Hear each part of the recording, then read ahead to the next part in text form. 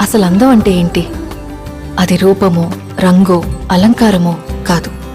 ఏ ఒక్కరి జడ్జ్మెంటో, అభిప్రాయమో కాదు. ఒక కవి వర్ణనో, చిత్రకారుడి బొమ్మో కాదు. మరేంటది? అందమంటే గుణం. అమ్మాయినయుండి చెప్తున్నా, I don't want people to call me beautiful.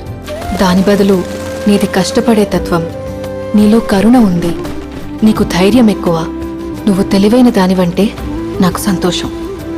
Address us by our qualities. MS Subbalakshmi అంటే భక్తి, అందం కాదు.